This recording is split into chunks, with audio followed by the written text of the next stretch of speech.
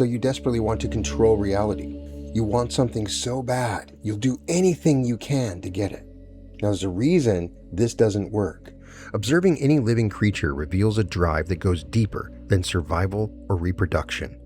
Whether it is a bird playing with a pine cone or a predator timing a strike, the underlying goal is to bring a piece of independent reality under direct personal control. We satisfy this psychological craving by building safe, predictable models of the world. Hobbies, sports, and games offer us closed systems where our actions lead to measurable, reliable results. But external reality rarely follows a set of rules. It is chaotic and often moves in the opposite direction of our plans. When this happens, our default response is to apply more force. We push harder, we fight the circumstances, and we fixate on the obstacle in an attempt to make it yield. We rely on this instinct to stay safe, but applying it to the complex variables of our own lives creates a state of friction. The harder we try to force the world to obey, the more it resists us. The exertion of sheer willpower is a state called inner intention. It is the belief that we must manually wrestle reality into our desired shape through personal effort and constant pressure. Relying on inner intention often triggers the very setbacks we are trying to avoid. When we push against the world with far too much force, we often find the world pushing right back. This shows up in moments where desperation backfires. Failing a job interview because you wanted it too much, or finding that the more you hate a loud neighbor, the more noise they make. Why does reality seem to resist us most when we are trying our hardest? Russian quantum physicist Vadim Zeland addressed this in his framework, Reality Transurfing. He suggested the universe is not pushing us, but rather reacting to the physics of energy. This starts with a psychological state Zeland calls importance. This happens when we assign massive significance to a single outcome, effectively deciding that our happiness or survival depends on it. This desperate wanting creates an energetic imbalance. A flat line represents equilibrium, while the jagged spike created by our obsession is excess potential. Nature seeks balance. The universe summons balancing forces to neutralize the energy, often by removing the object we were obsessing over.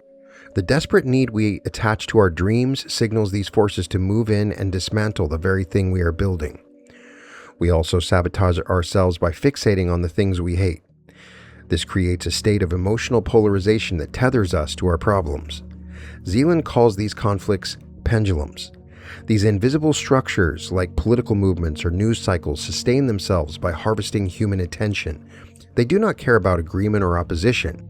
Your emotional charge provides the exact energy the structure needs to keep swinging. Engaging with modern stressors like internet outrage or a toxic workplace fits this pattern. By reacting with anger, you provide the emotional fuel that these structures need to sustain themselves. Actively fighting these obstacles keeps them alive. Your opposition provides the energy that prevents them from simply fading away. Transurfing suggests that we can influence our reality by shifting from creation to selection. This shift is based on the alternative space, an infinite informational field containing blueprints for every possible version of reality. In this field, the version of your life where you've already succeeded exists as a distinct sector. Every variation is already mapped out. Accessing a new sector requires withdrawing energy from the things that drain you by dropping the importance of your goals and refusing to feed the pendulums.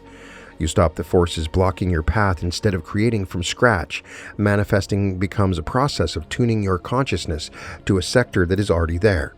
Zeland's primary tool for this is the slide. This is a short mental image of your desired reality held strictly from a first-person perspective. You're not watching yourself. You are looking through your own eyes and feeling the environment around you. Running these slides for a few seconds throughout the day without the pressure of needing immediate results allows you awareness to navigate toward that specific sector of the alternative space. This alignment activates outer intention. This is the phenomenon where reality begins to reorganize itself on your behalf. Opportunities appear and obstacles dissolve without the need for personal force. Zeland's framework suggests that influence over our lives comes from the dropping the struggle.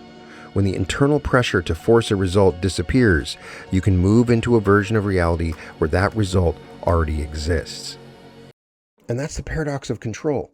You reduce the importance of the thing you most desperately want, and suddenly it will come to you. Excess potential is removed. This is the secret. This is the way. This is the thing that changed everything for me, because I went through life desperately wanting things so badly and could never have them.